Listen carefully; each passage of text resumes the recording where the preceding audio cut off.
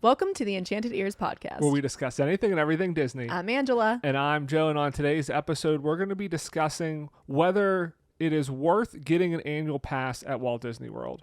I think that's a good question. Yeah, and it's a question that we ask ourselves often, and we recently decided that the answer was yes, we should get an annual pass. But not always. Because, it's interesting because, a lot of times I drive a lot. I don't work that close to our house. And I see annual pass holder, but not stickers, but the magnets on the back of cars. And I'm like, we don't live that close to Orlando. So I'm like, how often are these people going to make their annual passes worth it? And I think today we're going to answer that question. Yeah, and that's always been the discussion. And you're right. Like up until this point, the answer's always been it's not worth the price to get an annual pass. But this year coming up, it is worth it. So we are going to get annual passes, and we'll get into that of like why we decided to get annual passes. And as we'll talk about like the cost and like how many times you have to go, that's kind of why it is now worth it for us. But it's a good discussion because if you're not somebody that lives in Florida and you're not super close to Walt Disney World, that is a big question of like, oh, I'm going, twice. Like, should I just get an annual pass? And I think a lot of people ask that and they wonder like, when is it worth it? So we're going to answer that today. Before we get into that though, I do want to cover a couple pieces of Disney news. So I always have to give my plug for drone shows because I feel like if I keep talking about how awesome drone shows are, that we'll get a like permanent drone show at Walt Disney World. True. We are getting the Disney Dreams That Soar presented by AT&T. That you got to read the whole title. I'm sure there's like a joke in there somewhere of like if one of the drones fails, like there's probably some like AT&T network coverage, like should have went with Verizon or something like that. But we'll see. But that debuts May 24th at Disney Springs, and this is like a limited time show. But Disney released some footage of some testing. I will say like the designs they're making, I feel like aren't as like crisp as like what we've seen, as an intricate as what we've seen at like Disneyland Paris, for instance. And this is a temporary show, so you kind of expect that. But they do mention that they're having the Death Star, so they showed that. Ooh. They mentioned that it's actually bigger than Spaceship Earth. Now, Spaceship Earth is 160 feet, so they're saying these drones are going to be... It's going to be larger than that, which is huge. And from the footage I see... love their comparison to the Death Star. Are they planning on doing something with these drones? Well, is this an announcement of some sort? If they start drifting over towards Universal, I think they should evacuate the park. True.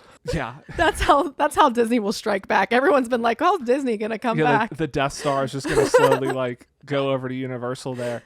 But this will be, I think, impressive in person because, like I said, I wasn't super impressed with like just the pictures and like the video that came out, and it's hard to judge scale against the night sky. Like again, 160 feet. The Spaceship Earth is huge.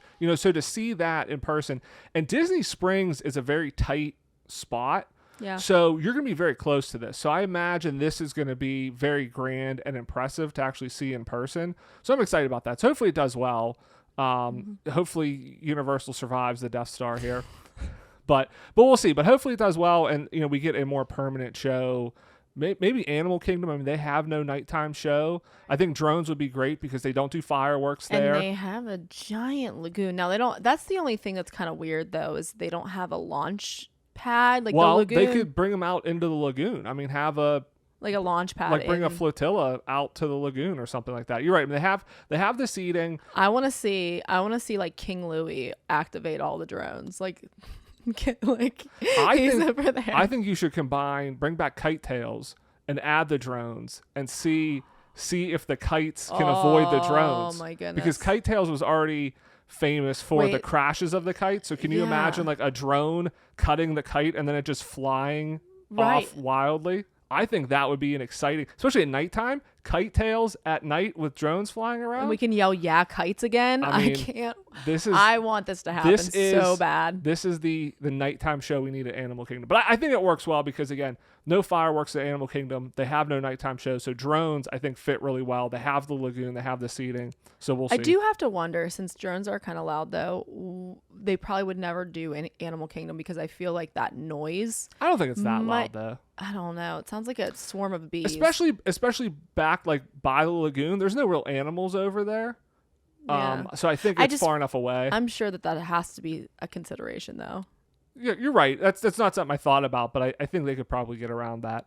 And then Bob Iger was speaking at, I don't know if it was like an investors conference or some interview he was doing, but he basically was talking about the future investment in the park. So we know Disneyland Forward is moving forward. He mentioned that Avatar, the new Avatar land, he said that's the only thing we've announced for Disneyland Forward. So I guess that's confirmation that it's a new land and not replacing anything, which is exciting, to have that as an expansion. But he mentioned that all future investment in the parks, all this money that they're spending, is going to be IP driven.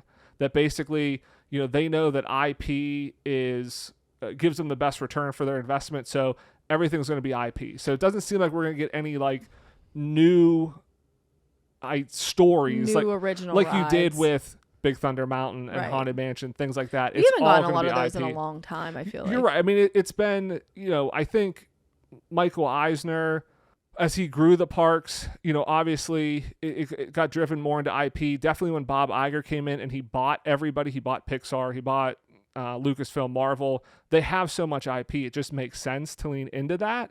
And especially how expensive it costs to build all of these lands and attractions. You don't want to spend hundreds of millions of dollars on something that has no immediate connection. It's the reason why they make sequels all the time. Well, let me tell you, I'm training for a race currently that's not Disney related, but I had a long run on the treadmill, and I'm always like, dude, Avatar Way of Water is too long. It's too long. I don't want to sit down and watch it. Well, guess what? I finally watched it and I loved it. I thought it was really fun. Now, I don't remember the first movie at all, because it came out 40 years ago. but I'm really excited about this new Disneyland Forward because 'cause some it's- of that concept art is Well, it basically it's seems like those island people. It's like it they're not seems building. it's going to be based on the water, which They're not I think building it's the smart. same thing again. Like Yeah. which. You don't see Disney doing that a whole lot. A lot of times when there's a new ride, it's like then they cut and paste it to other places. And it seems like, no, like California would be getting their own Avatar land that is unique and different from the one down in Orlando. Yeah, it kind of seems like they're doing what they do with Avengers Campus, where Mm-hmm. they're all slightly different. I think there could be some overlap. I mean, it seems like the main attraction is a boat ride, which makes sense. It's Way of Water, but that could be very similar to Navi River Journey. Maybe just a little bit more advanced. I know there's some rumors that it's going to be like the Shanghai Pirates of the Caribbean ride system, which would be like a much more advanced boat ride than just Navi River Journey. But yeah, I think it's smart that they just don't do a complete copy of Pandora over at Disneyland, that it is on the second movie, it becomes its own thing. And maybe once the third and fourth movie comes out, maybe an international park gets their own Avatar land based on those movies. How close are they to getting those? Because I mean, I know that they're Allegedly a couple years that but they're gonna be more. Yeah, I mean, it's interesting how good those movies look. Like, I think it looks really good. It doesn't read, because I think everything is CGI. It doesn't read as this is CGI. It's really cool. I don't know, but I'm hoping that there's like an involvement. I can't remember what they're called. They're not Purrgil, but their version of whales. I hope that those creatures are in the water ride if they build it, because those were a cool part of that movie. Yeah, so it remains to be seen. I know, it's definitely, I think, expected that they're going to go IP driven, obviously. It would be nice to see them try some original things again.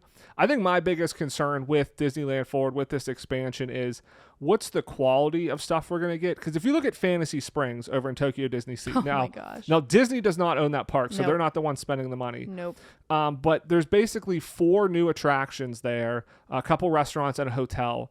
And Tokyo Disney, they spent, I think, like $2 billion, to $2.2 billion on that land. And I think they said it expanded Disney Sea by like 20%. So it's probably somewhere around like 30 to 40 acres.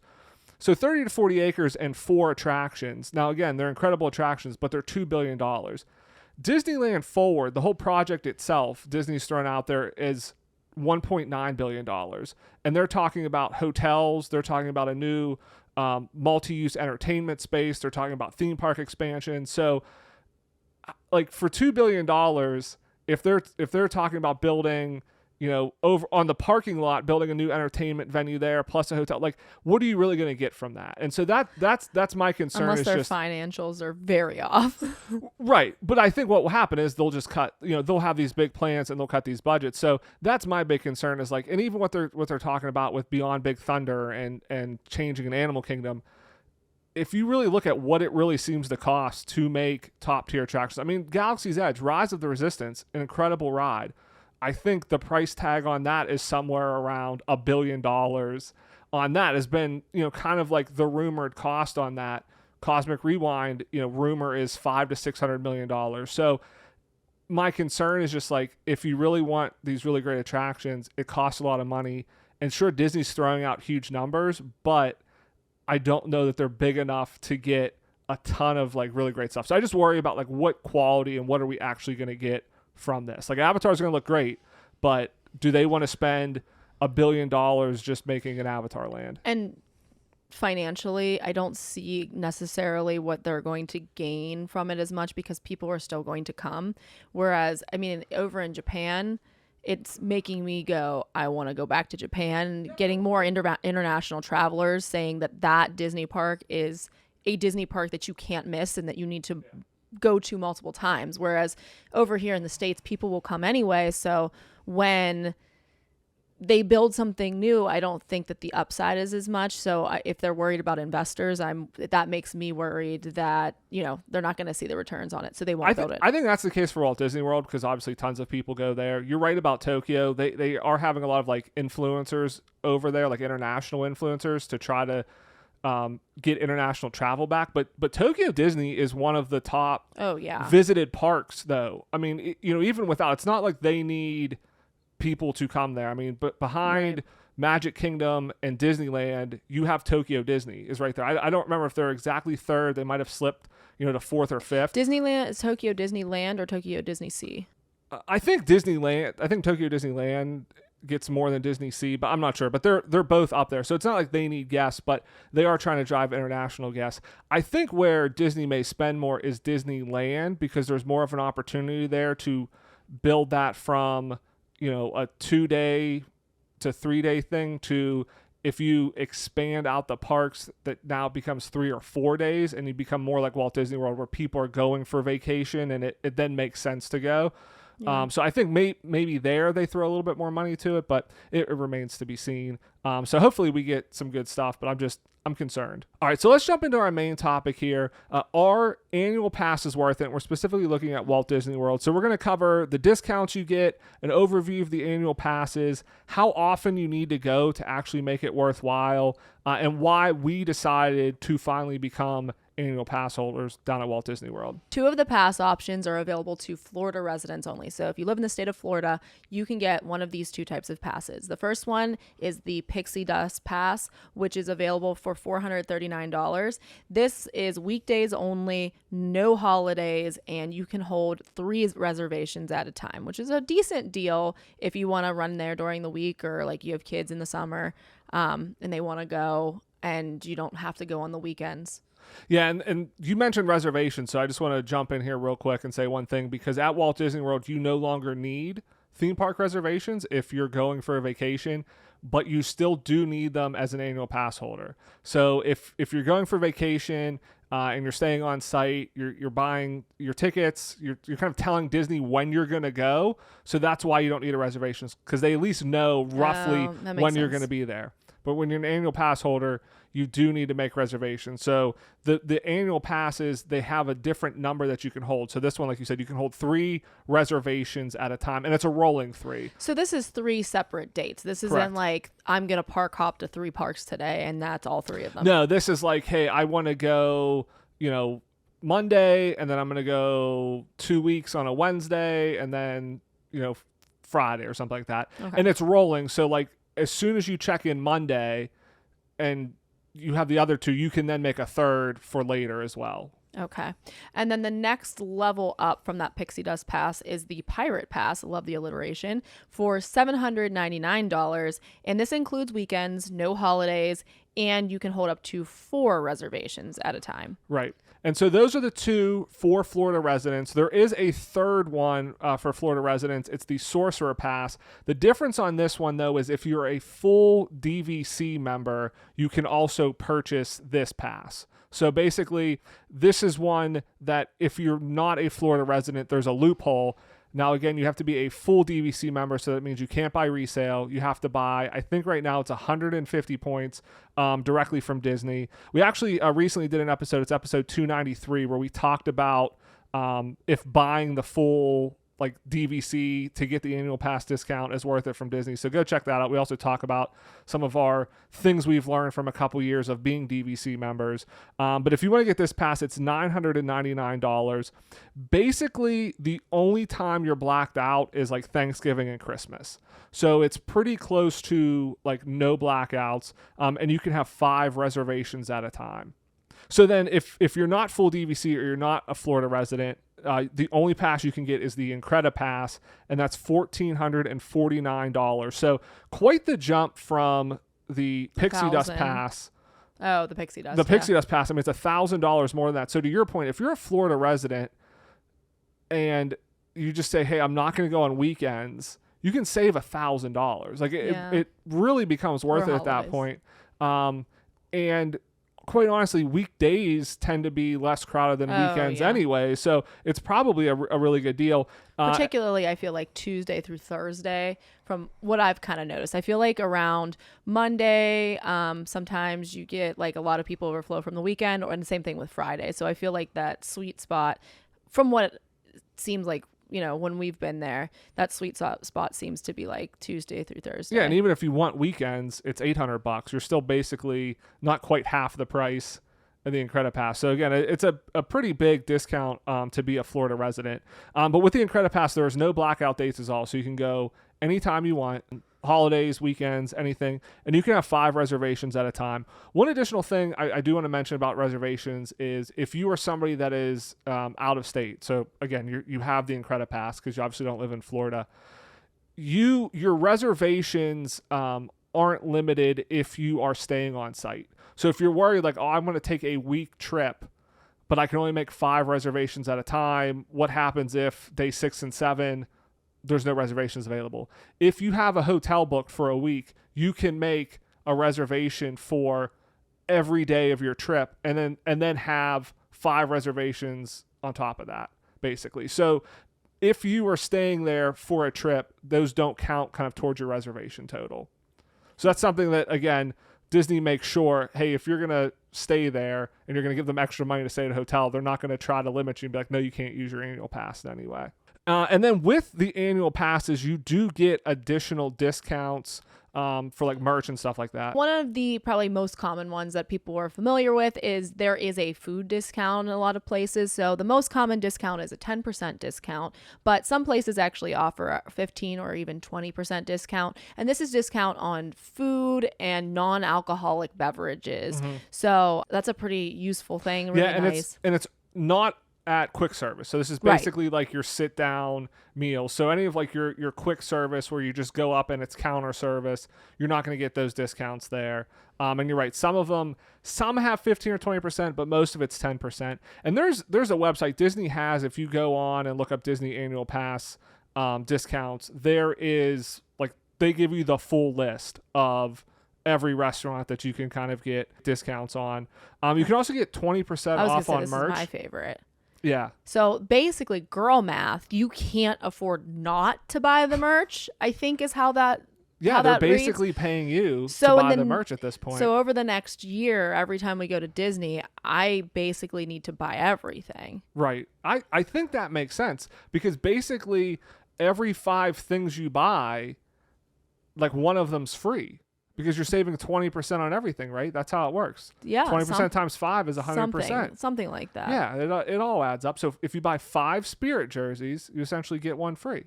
Exactly. Yeah, that makes sense. Now, you mentioned like the Disney Visa. Like there are discounts. Like they ask like, hey, are you annual pass? Or are you Disney Visa? And this is where it does get a little bit confusing. And when we talk about like, you know, the savings and some of the stuff, I'm basing it off of like that you don't have You any have other no discount. other ones. Yeah, because the Disney Visa discount, like you can get some restaurants. It's not as many as annual pass. You can get some merch. Like, you know, DVC does get some. Like, there's different discounts you can get with that. So like, if you're thinking about the annual pass, it's not like, oh, I'm getting, you know, 20% off, because if you're DVC, you might already be getting 15% off or something like that. So like, you kind of have to factor that in. But as we go through this, we're kind of assuming that you don't have any other discounts.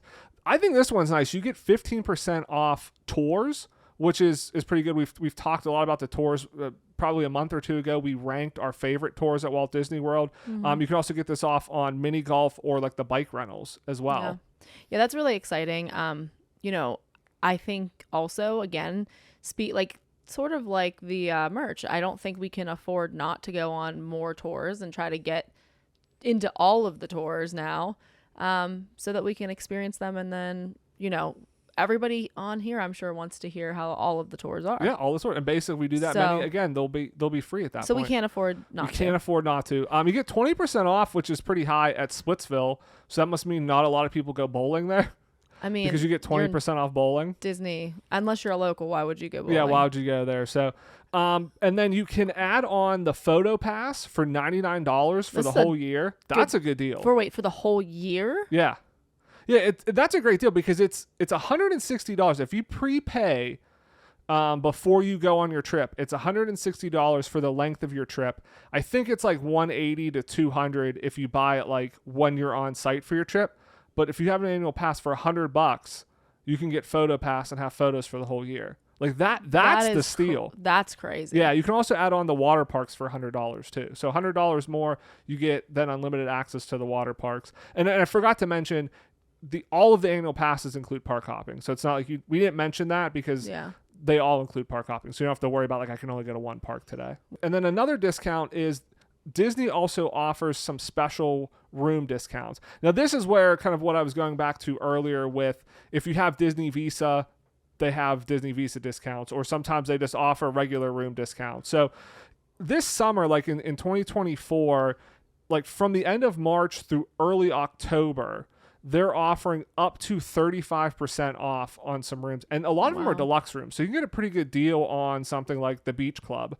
But if you have a Disney Visa, I think they're offering like 20 to 25% off. So again, the annual pass is still higher, but it's maybe only 5 to 10% more versus, again, it looks like, hey, I can get 35% off. But if you get a Disney Visa card, which is free basically, you can get pretty close to that as well. And then they also, they have their regular, like the longer you stay, the cheaper the hotel is. But the annual pass definitely is the highest discount on the rooms. And again, it's on a lot more rooms. It's on a lot of the deluxe rooms.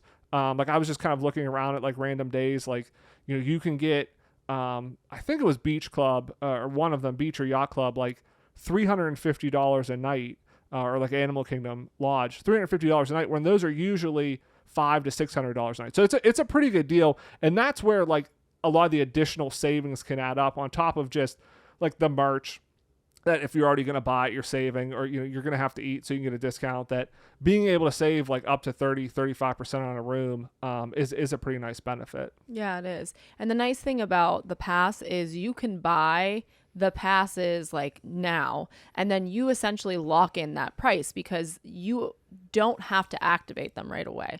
So we could buy the pass now and then wait till almost June. I mean, next May to activate them. So that's kind of a nice little benefit of kind of purchasing them ahead, because of course every year they always raise the prices. So obviously all of our pricing right now is for right now. So if you're listening in the future, it's probably a little bit higher now. Yeah. And so this is where it's smart to like think ahead of like, okay, I don't think the annual pass makes sense for me this year, but I know in 2025, I'm going to go enough so that it makes sense. Like, don't necessarily wait until 2025 because, at the end of this year, they're going to increase ticket prices. They're going to increase annual pass prices, and then you're going to be paying a higher rate. Whereas, yeah, if you're going to start going in, say, March of next year, buy the annual pass now. You have up to 1 year to activate it, and then it's good for 1 year from the date you activate it. So buy it now, lock in that price, and then use it next year, which makes it Lock it down. your payback kind of even quicker, because you're going to be using that against the 2025 ticket prices, which are going to be more expensive. So you're going to have to go even less days to kind of pay yourself back. So Joe, now that we've gone through all of the facts, all of the figures, I think that we should now move on to answering, when is it worth it? So when should you pony up the dough, especially if you're out of state? It's like $1,500. That's a lot. So when is it worth actually doing that? Yeah. So like looking at when like that cutoff point is like how many times you have to go to make it worth it. And when I go through this, I'm just going to be covering the Sorcerer Pass and the Incredi Pass, because those are basically what most people can buy. Now, again, the Sorcerer Pass only if you're full DVC, the Incredi Pass everybody, but kind of looking at it for people outside of Florida. Because again, if you're a Florida resident and you're buying the $400 pass, you get nice deals. Yeah, and you buy that like $400 pass because you're just going on weekdays. Like if you went probably like 5 times, 3 or 4 days, yeah. It's probably worthwhile. But again, those are only for Florida residents. So just basing it on ticket costs alone, because again, the merch is only going to add on top of that sort of stuff. But just based on the ticket price alone, it varies depending on how many days you typically go on your trip. Because as you know, with Disney ticket pricing, if you go for 1 day, a ticket is very expensive. If you buy a 5-day ticket, the price per day drops significantly. Mm-hmm. And so, if you typically go for a week, you might think, oh, I'm going for a week, it makes sense to buy an annual pass. It actually may not make sense to buy an annual pass at a week, but if you go for, multiple just short trips, it may make sense sooner. So if you look at just a 1-day park hopper, the lowest price I saw was $188 in September for 1 day. It's $254 on Christmas. So that's kind of like the range you're dealing with. The average price seemed to be around $220. So based on that, you would have to go 5 times to make a Sorcerer Pass worth it. So 5 1-day trips, 7 times for an Incredi Pass. So again, if you just go 1 day at a time, you basically have to go 7 times if you're non-DVC, non-Florida resident, for it to make sense. If you do a 3-day park hopper, that's going to cost you around $520 to $530 on average. So you'd have to go twice for a Sorcerer Pass or 3 times for an Incredi Pass. So you'd have to have 3-day trips for that. 5-day park hopper is around $700. Now this one, again, it varies, because like August and September, I saw some as low as like $600. But then other months were $750. Christmas and New Year's $800. But again, we're going to say like an average of $700. So you'd essentially have to go 1 time at a 5-day trip, plus 1 additional 1-day trip to make the Sorcerer Pass worth it. And then basically 2 trips for an Incredi Pass. So that kind of gives you, roughly. So if most people, I would say, go in between that like 3 and 5 day is probably their trip. So it's about 2 to 3 trips. So if you go 2 to 3 times a year, 3 to 5 days, then that's basically your break even. So if that's all you go, it's probably worth it because you get the other discounts on top of it. Right. So like for the most part, we usually go for weekend trips. We go for a lot of races. We don't typically spend long periods of time down there, so it's never really been worth it for us before. But next year we're planning on doing marathon weekend, and then I know that we're talking about potentially doing other short trips, potentially going over Memorial Day or something like that. So because we are talking about going multiple times and we don't have plans to go West Coast like we did that a lot this year, it is worthwhile for us to go for it. We want to go for the holidays. Like, we're going for marathon weekend. So basically being there for marathon weekend of like 5 or 6 days, basically if we go then plus 1 more trip of a few days of something of significance, we're basically break even for the passes there. Does that mean we can go to Mickey's Not So Scary finally? Right, yeah. And so, yeah, we want to go for the holiday. So, like, we've talked about, hey, if we get the annual pass, we know we're going for the marathon. That kind of makes it worthwhile because then we can go for Halloween, we can go for Christmas, we can go a couple other times, and then it basically pays for itself. Because, again, if you're right at that break even, it's worth it because you can potentially get, now, again, maybe Disney, I'm sure they'll offer some sort of hotel discount, next year. But, there's 35% off this year. You get the merchandise discount, you get the food discount. So that's going to push you over. One other thing I do want to say real quick is because, like I said, you might think, hey, if I'm going for a week or something, it may make sense. But one 7-day ticket over Christmas over Christmas, so it's like the busiest time, is $875. And it's $926 for 10 days. So neither of those would actually cover the price of the Incredipass. So that is one thing to consider of like, just because you're going for a week, you're going for 10 days, it's still not worth it for an annual pass unless you're going to go again. Because of how Disney does it, that the longer you go, the cheaper those tickets get. Because again, over Christmas, you can go 10 days over Christmas and you're still $500 short of what an Incredipass is going to cost you. So you better eat out a lot and buy a lot of merch to make up the difference. Yeah, and you're really not going to make that that much up. Now maybe with like the hotel stay, like if you're staying for 10 days, but like the hotel discounts right currently aren't over Christmas. Right. But they're on the summer. But it seems like just kind of like a rule of thumb, you have to go about 7 to 10 days to make it worth it. Now again, that caveat being of like not just one 7 or 10 day trip, but like if you go a couple trips and you go 7 to 10 days between those multiple trips, then it seems to be worth it. There's too many like moving parts for us to like nail it down exactly, but that's about what you'd have to do. Okay, so if you've been listening to this and you're thinking like, wow, I should get an annual pass. I have a trip plan coming up in a couple weeks, and I know I'm going to go again in the next year. It's definitely worthwhile for me to get the annual pass, to get the hotel discount. But I already bought my tickets for my trip. I already spent $500 or $600. Now it doesn't make sense to use the annual pass. I wish I would have heard this episode 2 months ago. Well, you're in luck because you can upgrade them and apply that towards the cost of the annual pass. So there's some kind of like exceptions and like nuances with this. So if you have a single day ticket, you must upgrade to an annual pass on the day you use the ticket to have that cost applied to the annual pass.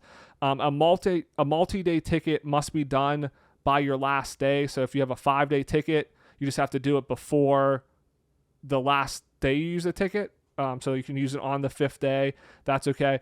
You also can't upgrade to a pass that wouldn't be available for that day. So, for instance, if you are a Florida resident and you have a ticket for a Saturday, you can't upgrade to the Pixie Dust Pass because they don't have access to they're not available. The parks they're on not the available weekends. for Saturday. Or if it's a holiday and you're trying to upgrade to a pass that isn't available on a holiday, you can't do that. Now, if you're out of state and you're getting the Incredipass, you're good any day, so you don't have to worry about that. But those are basically the exceptions. So otherwise, if you do have a trip planned in a couple of weeks, you can go down and at any point before you use all of your tickets, you can go to guest relations and say, I want to upgrade to an annual pass, and they'll apply what you spent on those tickets towards an annual pass. So that is always something. Now, again, it would be activated right away, so now you won't have the year to activate it. But if you know you're good with using it because you're going to be taking more trips within the next 12 months, that it will make sense. You can definitely apply that and not have to worry about like, oh, I should have done this before I planned this trip. I'm excited to finally get one of those magnets and have it. I'm probably going to put it on my refrigerator, and I'm just really excited to have it. You want to drive around with it? I'm put it right next to your dopey one. Yeah, I don't know. I only have one gas tank, and the back of my car is not magnetic, so I can't put it in the back like most normal human beings. Yeah, you could put it on the other side of your car. You could have dopey on one side, annual pass holder on the other side. Maybe I can put it over one of my headlights. Maybe that's magnetic and it'll be like a pirate patch. Also probably not safe, but no, you can't do that. Not at all. So that would be illegal. All right, that wraps up the show for this week. Hopefully it was helpful kind of laying out, the different annual pass options, the discounts you get, when it's worth it, Because again, it is a big question for a lot of people, and I think a lot of people incorrectly assume I'm going for a long time, an annual pass is worth it when it really isn't. And not being a person that enjoys working with numbers like you do, and I think that it really would be helpful to me because I would just probably, like you said, assume that it would be worth it if I was going for one longer trip. So thanks for laying that out for me. No problem. So that wraps up the show. I want to thank everybody again for listening. If you've not done so, please leave us a rating or a review. Subscribe wherever you get your podcast. It really helps, and we really appreciate it. Thanks for lending us your ears. Have a great week, everybody. We'll see you here next Monday. Bye-bye.